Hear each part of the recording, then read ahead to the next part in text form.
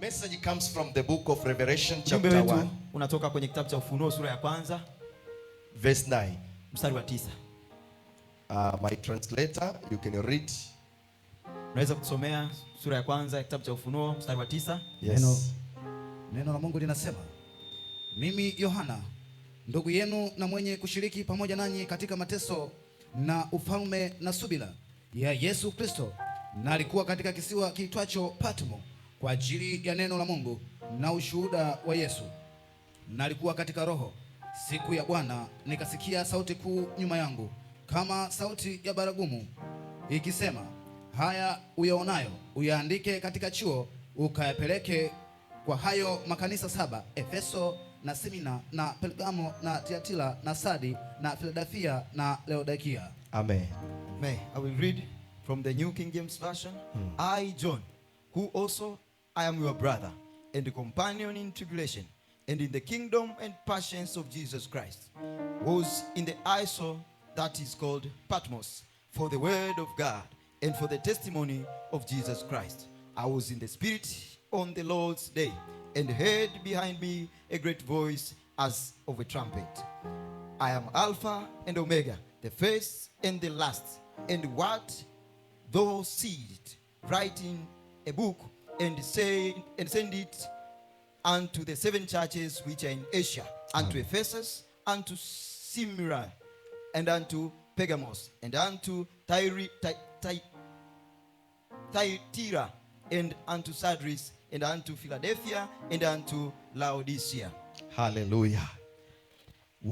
Before I proceed, Kabla sijaendelea, when I was a student, nilipokuwa mwanafunzi, I hate so much English language. Nilikichukia sana Kiingereza. And I used to like mathematics. Na nilipenda hesabu.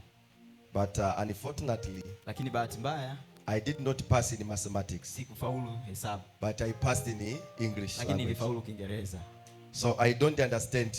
Lakini sielewi ilikuwaje. We need to learn each and every day. Tunahitaji kujifunza kila siku. Hallelujah. Hallelujah. So I want to speak about the message, I will not die in Patmos. Nitazungumza kuhusiana na ujumbe kwamba sitakufa nikiwa Patmo. And we want to look at the Apostle John. Na tunaenda kumwangalia mtume Yohana. One of the last apostle. Mmoja kati ya mitume wa mwisho. And he was the youngest apostle. Lakini alikuwa mtume mdogo among of 12 apostles of Jesus. Miongoni mwa mitume 12 wa Yesu. Now in the book of Revelation, hapa katika kitabu cha Ufunuo, it is revealed, inafunuliwa kwamba the ministries, ile huduma of Apostle John, huduma ile ya mtume huyu Yohana. And John, na yeye Yohana, he was preaching the gospel, alikuwa akihubiri injili, before he was arrested, kabla hajakamatwa, and put it in island of Patmos, kabla hajakamatwa na kuwekwa kwenye kisiwa cha Patmo. So we want to dig out and understanding, tunahitaji kuchimba na kufahamu why Apostle John was arrested, kwa nini Yohana mtume alikamatwa, and what is an impact of him to be there, na yalikuwa nini matokeo ya yeye kuwa pale alipokuwa. And also we learn the church what we supposed to understand. Na tutajifunza pia sisi kama kanisa nini tunapaswa kuelewa. So Patmos was a small rock. Patmo ilikuwa ni mwamba mdogo, an isolated island in the Asia Aegean. Na ilikuwa ni kisiwa kidogo kilichotengwa huko Asia. It was used by the Roman government, kilitumiwa na utawala wa Warumi, as a place of exile for criminals, kama sehemu ya kuwatenga wale ambao ni wahalifu, and the political prisoners, na wale ambao ni wafungwa wa kisiasa. Even here in Tanzania, hata hapa kwetu Tanzania, we have a prison. Tunayo magereza.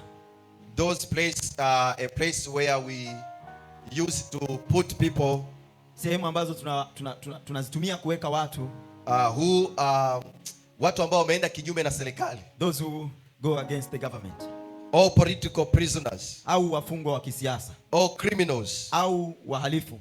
So it is not starting today. Kwa hiyo hili jambo alikuanza leo. Started many years. Ilianza miaka mingi iliyopita. So Apostle John was sent there. Mtume Yohana anatuambia kwamba Not because was sent. alitumwa pale Not because he had committed a crime. sio kwa sababu alitenda kosa, But because he first preached the word of God. lakini kwa sababu alihubiri neno la Bwana kwa uaminifu. And testified about Jesus Christ. Na akatoa ushuhuda wa Yesu Kristo. When you read in the book of Revelation chapter Naposoma 1 kitabu verse cha 9. Ufunuo sura ya kwanza mstari wa 9, That's why I used to speak for those who are coming to Jesus. ndio mstari ambao nilikuwa nikiutumia kwa wale wanaokuja kwa Yesu. No, I used to speak to those people who are coming to Jesus. Nilikuwa natumika kuzungumza na wale watu waliokuwa wakija kwa Yesu. Yes, mara nyingi napenda kuzungumza na wale ambao wanakuja kwa Yesu. I'm used to talk to people who are coming to Jesus. That when you come to Jesus, Kwamba unapokuja kwa Yesu, Jesus can forgive your sin. Yesu anaweza kusamehe dhambi zako. But to follow Jesus, Lakini kumfuata Yesu, you need to sacrifice yourself. unahitaji kujitoa. So most of the people, Watu wengi miongoni mwetu we are not be prepared. hatujiandai. When Jesus calls you Yesu anapotuita and forgive your sin, na kukusamehe dhambi zako, is not much enough. sio kitu pekee, haitoshi pekee. You need to do something that is more. Unahitaji kufanya kitu zaidi, And na you need to sacrifice yourself. unatakiwa kujitoa mwenyewe. Hallelujah. Haleluya. Most of the Christians today, Wakristo wengi leo they love to say I love Jesus. wanapenda kusema na kupenda Yesu, But lakini to sacrifice kujitoa themselves wenyewe for Jesus kwa ajili ya Yesu is not easy. sio rahisi. That's why we are feel ashamed Ndiyo maana tunajisikia aibu to preach the word of God, kulihubiri neno la Yesu, to share the good news, kushiriki habari njema, to call others to Jesus, kuwaita wengine kwa Yesu, to bring many souls to Christ. kuita nafsi nyingi kwa Yesu. We feel ashamed. Tunajisikia aibu. But now, Lakini sasa Apostle John, Mtume Yohana he was not feeling ashamed hakujisikia aibu to preach the word of God. kuhubiri neno la Yesu. And by then, Na wakati huo it was not easy haikuwa rahisi kabisa, because the government kwa sababu serikali was not allowed haikuruhusu kabisa anyone hata mmoja to preach the word of God, kuhubiri neno la Mungu, especially to share the good news about Jesus. hasa kushiriki habari za Yesu. But him, Lakini yeye because he was fulfilled by the power kwa of sababu the Holy Ghost, alijazwa na nguvu ya Roho Mtakatifu, he was not disappointed. hakukatishwa tamaa, He was not look for those who want to backslide, hakuangalia wale waliokuwa wakirudi nyuma, but lakini he preached the word of God. alihubiri neno la Mungu. Hallelujah. Haleluya. So Patmos Kisiwa cha Patimo represents the difficult season inawakilisha nyakati ngumu of life. za maisha. It is symbolized suffering, Inawakilisha mateso, rejection, kukataliwa, loneliness, upweke, persecution, mateso, disappointment, kukatishwa tamaa, sickness, magonjwa, financial struggles, changamoto za kiuchumi, family problems, matatizo ya kifamilia, or any situation lakini kila hali that makes us feel forgetting. inayotufanya sisi tujione kama tumesahaulika. However, Hata hivyo, John's story teaches us an important lesson. habari ya Yohana inatufundisha jambo la That msingi sana, Patmos, kwamba Patimo, although was a place that is very dangerous, licha ya kuwa kisiwa kilichokuwa hatari sana, it was a place many people who feared there. kilikuwa ni sehemu ya watu wanakiogopa sana. It was a place that people can fear. Ni sehemu ambayo watu wangeiogopa sana. But Apostle John Lakini Mtume Yohana was not feared. hakuogopa. Hallelujah. Haleluya. And the Patmos Lakini Patimo was pia not John's final destination. haikuwa sehemu ya mwisho ya Mtume Yohana. God visited him there, Mungu alimtembelea pale, gave him the greatest revelation akampa ufunuo mkuu of Jesus Christ. wa Yesu Kristo. And after his exile, Na baada ya yale mateso kuteswa John kwake, Yohana was released. aliachiwa. Some of the theologians Wana teolojia wengine are saying he was prison over 15 years. wanasema kwamba alikaa pale miaka 15. Some of them they say 10 years. Wengine wanasema miaka 10. But the Bible does not reveal Lakini Biblia haijatuonyesha how many years he was there. miaka mingapi alikaa pale. But what we know, Lakini kile tunachokifahamu through the persecutions kupitia yale mateso and all those disappointments, na kule kukatishwa tamaa kote, sickness, magonjwa and the problems. na matatizo yote Apostle Paul, Mtume John, Apostle John, Mtume Yohana, he wrote the very important book aliandika kitabu cha muhimu sana, of Revelation. kitabu cha Ufunuo. Do you know that the book of Revelation, Unafahamu kwamba kitabu cha Ufunuo it gives us the highlights. kinatupa habari za juu juu, It gives us the highlights kinatupa habari za juu juu for us ili kwetu sisi where we go. kule tunakoenda, tufahamu kule tunakoenda. Are we together? Tuko pamoja, Are we together? tuko pamoja, Are we together? tuko pamoja. Kitabu cha The Ufunuo book of Revelation kinatupa mwongozo wa nini cha kufanya baada ya maisha haya. give us the directions of what to do after this life.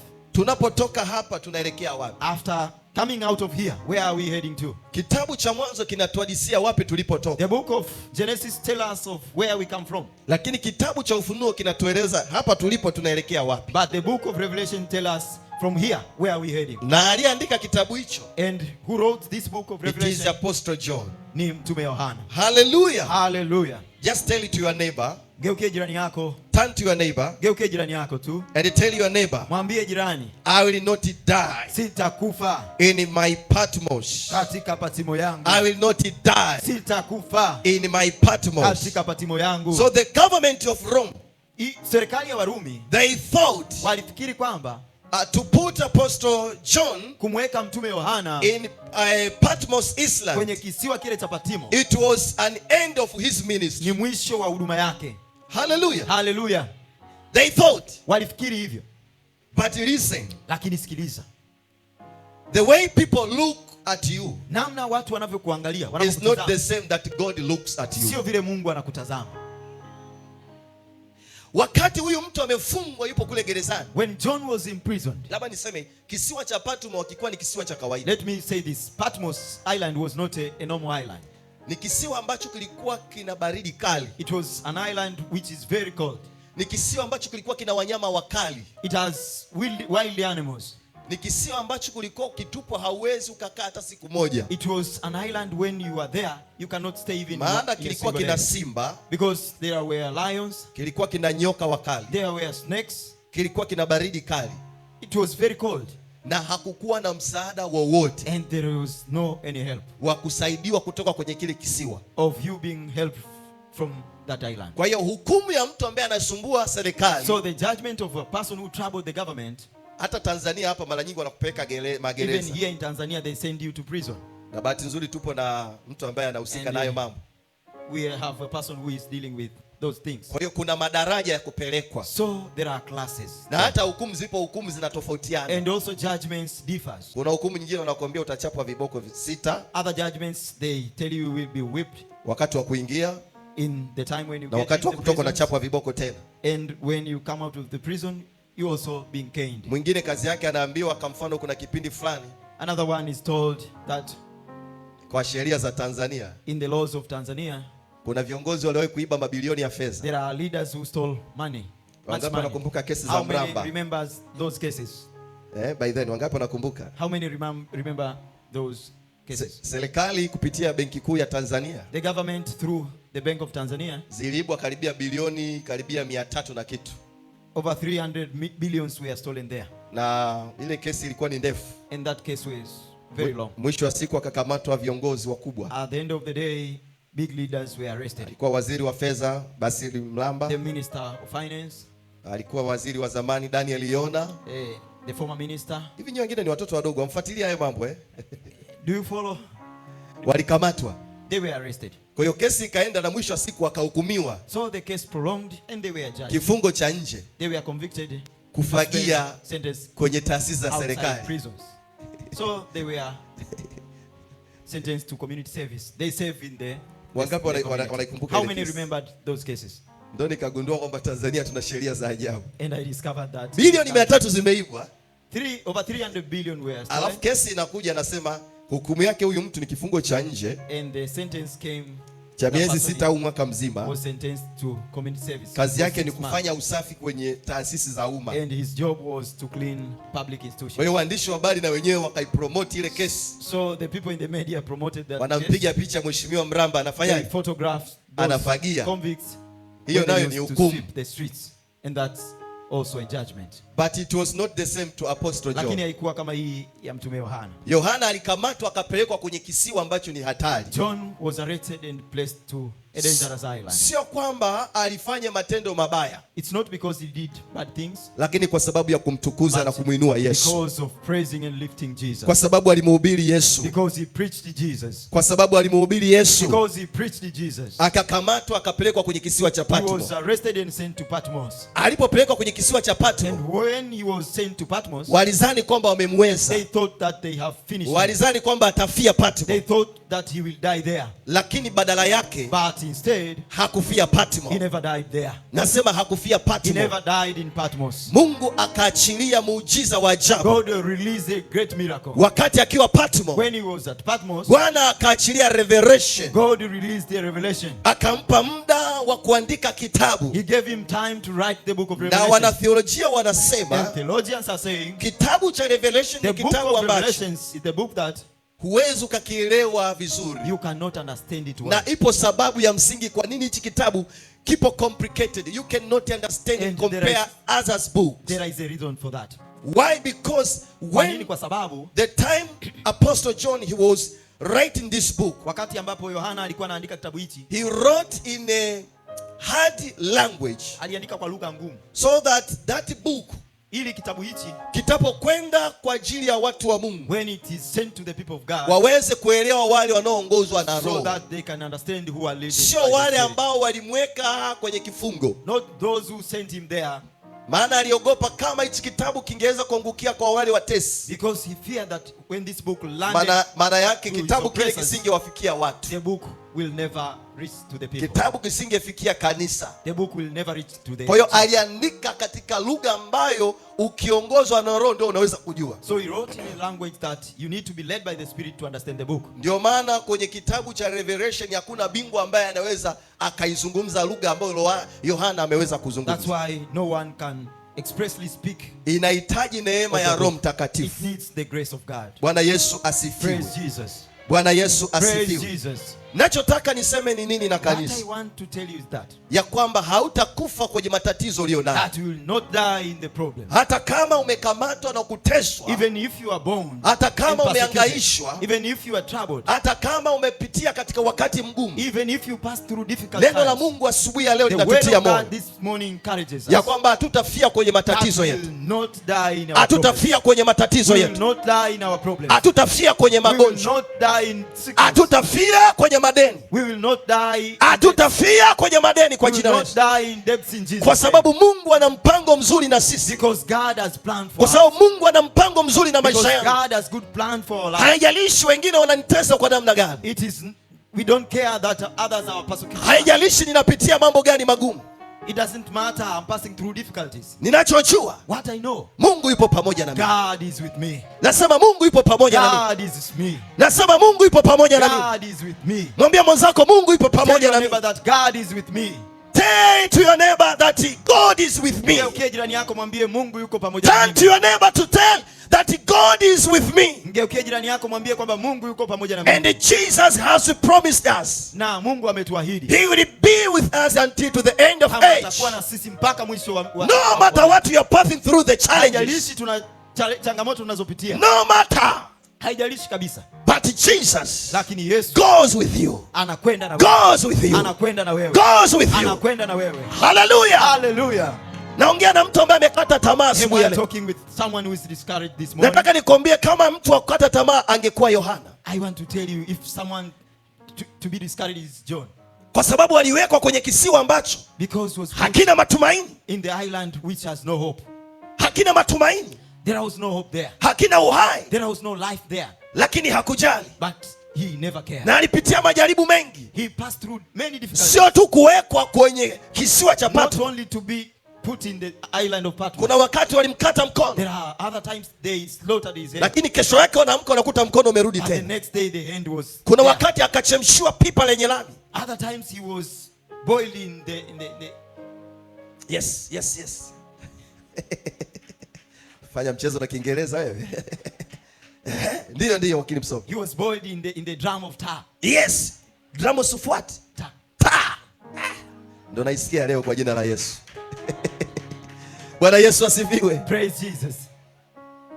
Akaingizwa kwenye lile pipa. He was put there.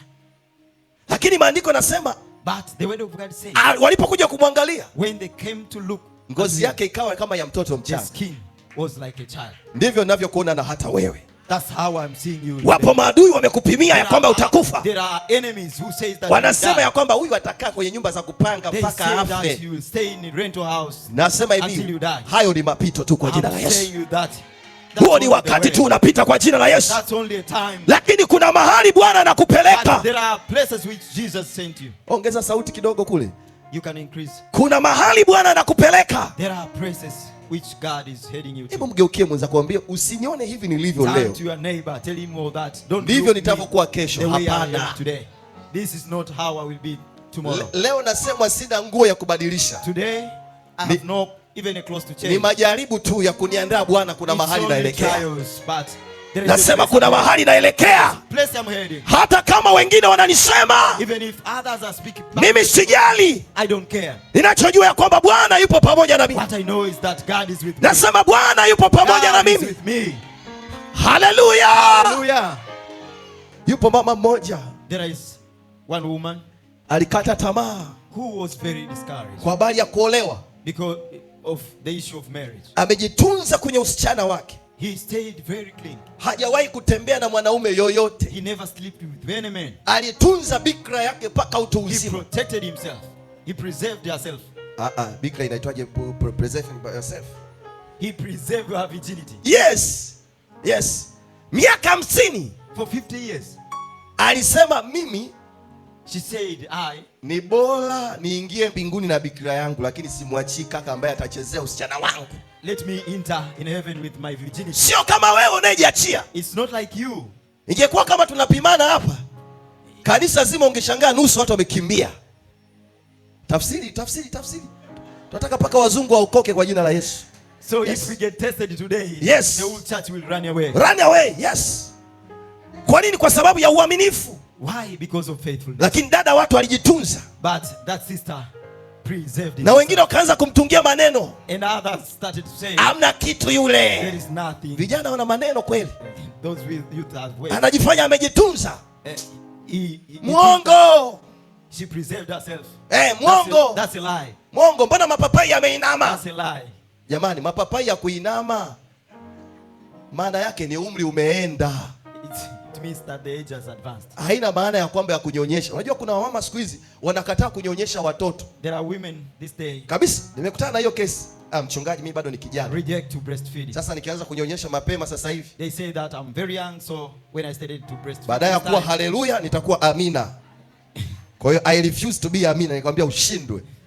Kwa sababu to be amina inategemea na umri. so it depends with age. Lakini yule dada alijitunza. So that lady Katika preserved usichana wake herself alijitunza. in her. Ilipofikisha miaka 55 So when she reached 55 years, ndio alikuwa ni majira ya Bwana. it was the time for God. Wakati wengine wamemkatia tamaa While kanisani, others have, wanamwona kibibi kizee, they saw him that the age has advanced. kumbe Mungu alikuwa anamwandalia jamaa God fulani. was preparing someone for him. Jamaa fulani lilisukuma fulani, God was preparing linatokea someone kule for him. Geita, That person came. lifanya biashara la madini, A person who limevurugwa na mapenzi, so he was very. alafu baadaye likampokea Yesu. So then that man. Likaona wadada wote hamna kitu, So he saw there is nothing in other. lilipoingia kwenye maombi, So when he came to prayers, Bwana akamwambia, ukitaka kumaliza mwendo wako salama baba, God tell him that when you want to finish your race, tafuta mtu correctly, mzima kama wewe, find a person. hiyo ndoa yako itatulia. Your marriage will get settled. Alipokuwa anaomba, Bwana akasema yupo dada mmoja When he was praying, God spoke to anaitwa him Matilda, that someone called Matilda yupo hapa. was there for her. For him. Watu walishangaa. So people were amazed. Miaka 55 55 years. Matilda anapata mme mzuri, Matilda got a new husband. na sio mme tu, It's not only a ni husband, mme mwenye pesa. but a husband with money. Kuolewa sio shida, To be married is not a problem. shida unaolewa na nani. The problem is that whom to Kuna whom I wengine get married. wamekuwa kwenye maisha mazuri, alafu siku day one tu, yani Others have been siku ya denied. honeymoon tu ukitoka, baba anakuambia kwa kweli bwana ndo ameniweka hapa, tutalala chini mama. Kwa And hiyo immediately after the honeymoon, Bwana akutie nguvu kwa jina la the Yesu. man is speaking that we will live in this life. Hizo spiriti tunazikataa kwa jina la We Yesu. reject those spirits in Jesus' name. Ukijiandaa kuoa mtoto wa watu, jipange kwa jina la Yesu. So when you are prepared to marry, Usianze kuchochea get maisha ya prepared. imani na nini. So Hayo yanakujaga, lakini sio kwa kila wakati. those kind of life come, but it's not. Bwana Yesu asifiwe. Praise Praise the Jesus. Lord. Praise the Lord. Miaka 55 ndoa ikafungwa. 55 years. the Watu marriage wakapiga was vigelegele. People make joyful noise. Dada wa watu alipopewa mic, That sister when akawa she was given analia, mic, akasema Yesu, she was crying and saying, wewe Jesus, ni mwaminifu. you are so faithful.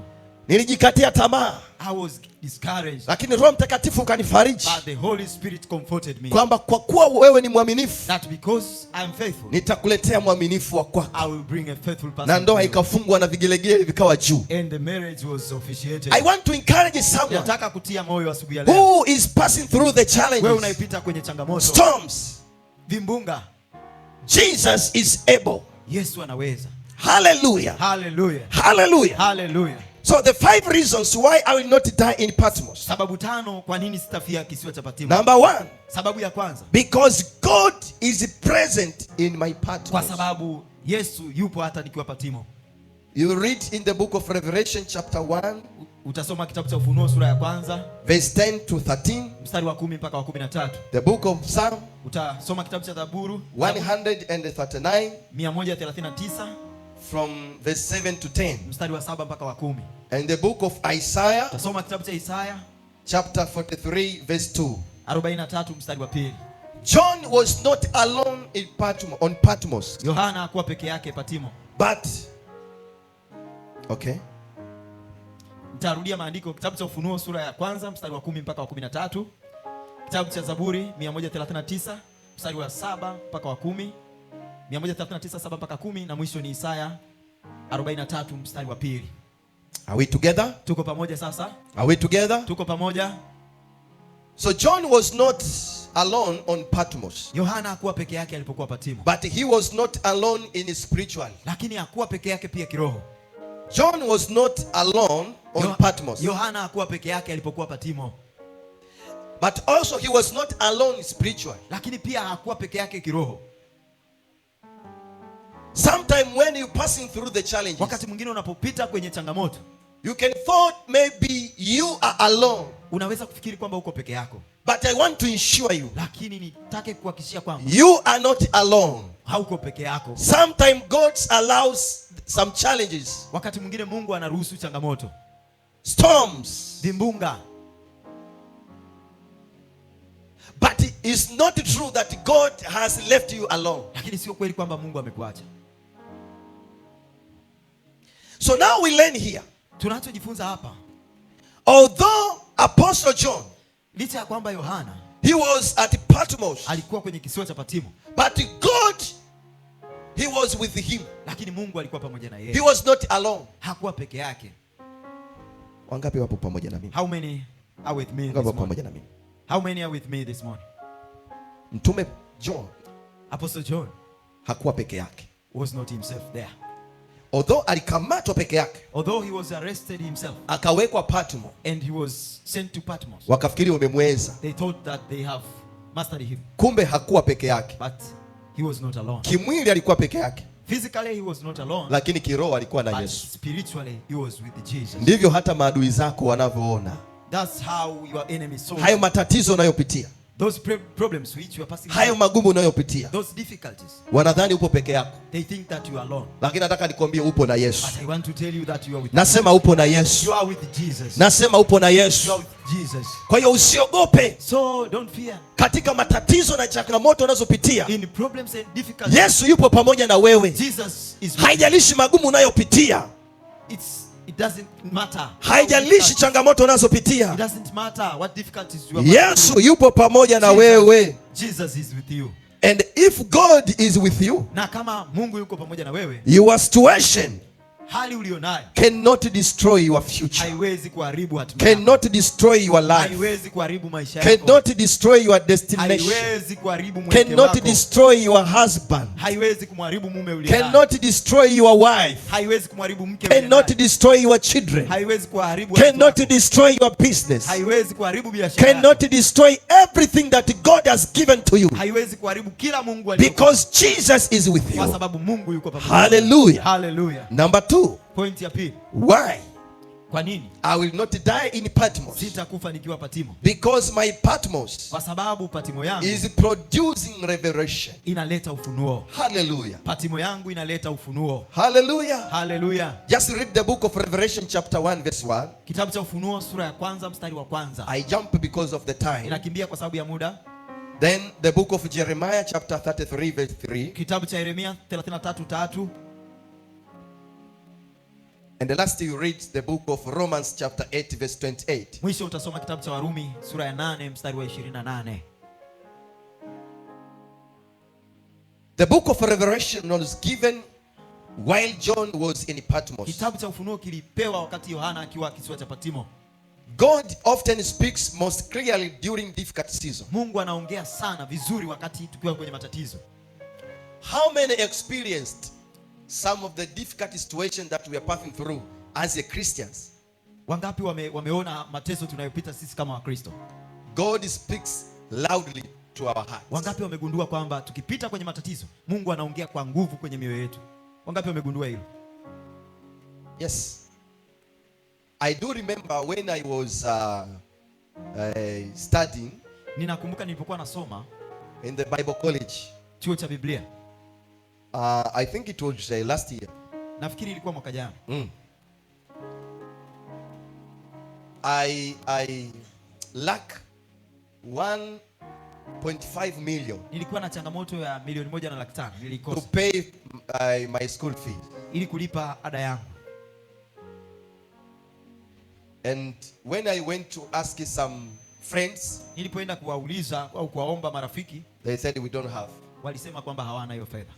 But I remembered, Lakini nakumbuka is God who called me ni Mungu aliyeniita. to send me to the Bible college. Ni yeye aliyenipeleka chuo cha Biblia. So I decided to go to pray, Nikaamua kwenda kwenye maombi and I prayed very hard. na nikaomba kwa nguvu.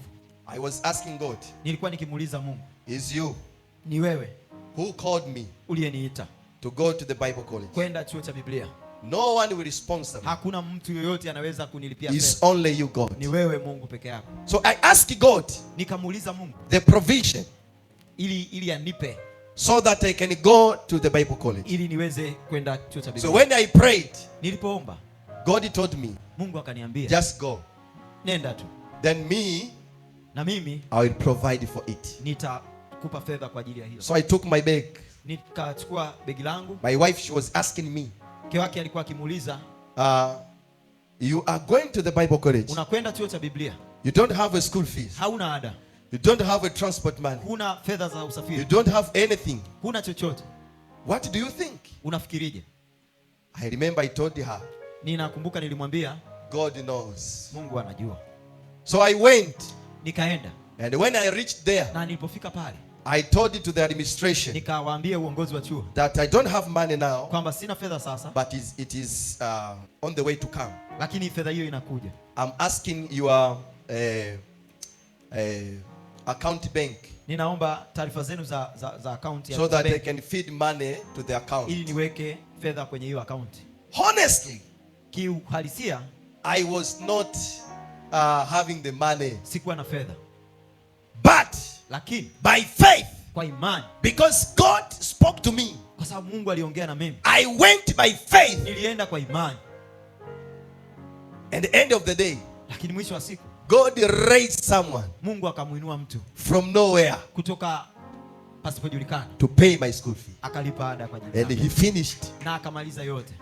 What I want to say, Nini nataka kuambia? sometimes when you are in a difficult season, Wakati mwingine unapopita kwenye wakati mgumu, God often speaks, Mungu ndio anaongea, and he speaks very clearly, na anaongea kwa sauti inayosikika, very comprehensively. na anaongea kwa uwazi na kwa ukubwa zaidi. Some of our greatest spiritual growth Wakati mwingine miongoni mwa ukuaji wetu wa kiroho happens during our hardest battle. unatokea kwenye nyakati za vita. Your suffering Unapita kwenye mateso. is not wasted. Mateso yako unayopitia sio bure. Hallelujah.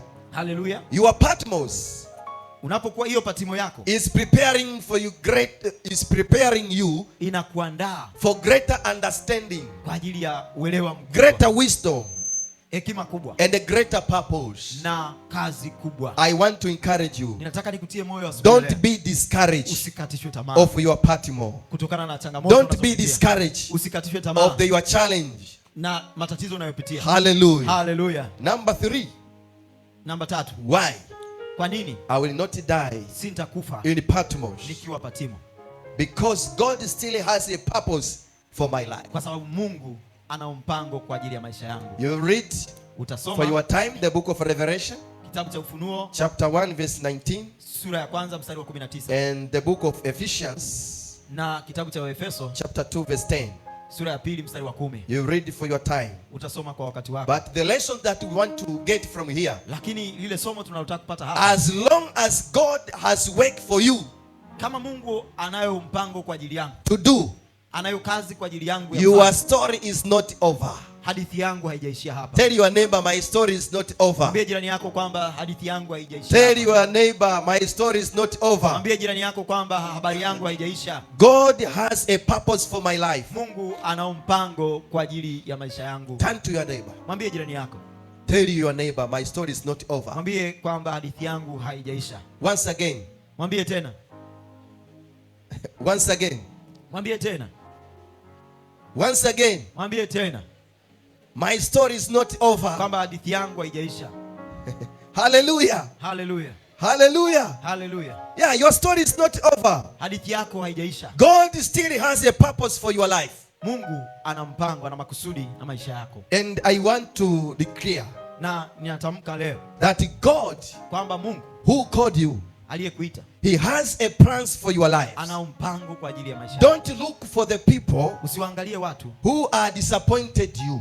wanayokukatisha tamaa. Hallelujah. Hallelujah. But you should fix your eyes to Jesus, Unapaswa kuyaweka maisha yako kwa who Yesu. calls you, Ukamtazame yeye aliyekuita, who knows you, anayekufahamu, who knows your destination. anayefahamu hatima yako. Because Himself, Kwa sababu yeye mwenyewe, He reveals is a Alpha and the Omega. yeye ni Alfa na Omega. He knows our lives, Anayefahamu maisha yetu, where we are from, tulikotoka and where we are, na tulipo and sasa where we are na going. kule tunakoelekea. I want to prophesy Ninataka kutabiri this morning, asubuhi ya leo, before you end up this kabla ya year, kumaliza mwaka huu, you will see the hand of God utauona mkono wa Mungu in your life. kwenye maisha yako. You will see the hand of God Utauona mkono wa Mungu in your marriage. kwenye ndoa yako. You will see the hand of God Utauona mkono wa Mungu in your prayer. kwenye maombi You yako. will see the hand of God Utauona mkono wa Mungu in everything that you do. kwenye kila In the utakachokifanya. name of Jesus, Katika jina la Yesu, I decree ninatamka in the name of Jesus, katika jina la Yesu, every kind of the sickness kila who magonjwa is troubling your life,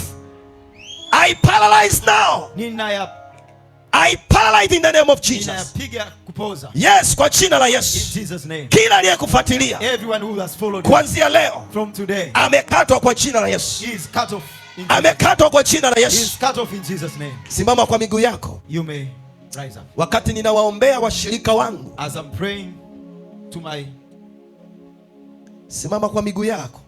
stand on your feet. Wakati ninaombea washirika wangu, As I'm praying to you, when I was praying for you, nilipokuwa nikiwaombea, Mungu akanionyesha mambo makubwa. God revealed great things to me. Kuna watu walikuwa wanapambana na kanisa hili There are people who were fighting with this church, na wamejitahidi kufight and they have kanisa lifungwe. fight for this church to be Ndio, closed, kanisa lifungwe, for this church to be closed, kanisa liharibiwe for the church to be destroyed, na watu wasiwepo mahali hapa. and people should never be Lakini here. niliona upanga wa moto But I saw ukisambaratisha adui mmoja baada ya mwingine, that fire was destroying na all nikaona those majeneza enemies. yanabebwa yasiyohesabika, And I saw the caskets, wanazikwa maadui zetu, they were buried. Our kama enemies vile ulivyokuwa were ugonjwa wa buried. Ebola Like the disease of Ebola, walivyozika pasipokuwa na idadi. as they buried without numbers. Na nikaona maisha ya watu wengine And I saw other people's lives yanachipuka kama mchicha, was rising up. Bwana akiwanyanyua watu utukufu hadi God utukufu, was rising them. akiwainua watu kwenye kipato kidogo kuwapeleka kwenye kipato God kikubwa, was rising them. akiwainua watu kwenye kutoka kupanga kwenda kwenye kujenga, God was rising. akiwainua watu kutoka kwenye bodaboda kuja kwenye magari He yao. was rising people. Na nikaona watu wengine wanapata kazi mpya, And I saw other people wanapandishwa vyeo vipya, wakawa wanang'aa kwa utukufu wa ajabu. They were shining. Na hayo ndiyo maisha ambayo Bwana anasema kwa ajili yako, kwa ajili ya mwaka huu, kwa jina la Yesu. And that's the life. Bwana ataenda kukuinua kwa jina la Yesu. God will going to rise you. Hautateseka tena kwa jina la You Yesu. will never. Hautafia Patmo tena kwa jina la Yesu. Waliokuzingira wakisema utakufa, watashangaa wanakufa wao kwa jina la Yesu. Maana Bwana ana kusudi mema na maisha yako. Alipokuokoa hakukuokoa kwa bahati mbaya. Ndio maana wengine wamekufa kwenye dhambi, lakini wewe neema ya Bwana imekubeba. Maana yake wokovu wako una thamani sana mbele za Bwana. Wokovu wako una thamani sana machoni pa Bwana. Wanaokukatia tamaa hawajui thamani yako, ila Yesu anajua thamani yako, ila mbingu inajua thamani yako. Ndio maana wengine wakifa, wewe upo hai, sio kwa bahati mbaya. Kuna kusudi la Bwana juu yako. Nasema usiangalie watu, maana hawajui hatima maisha yako, lakini Bwana anajua hatima maisha yako. Yesu anajua hatima maisha yako. Mruhusu Yesu akukosoe, lakini sio watu wakukosoe, maana Bwana anajua alipokutoa na anapokupeleka. Sema amina. Amen.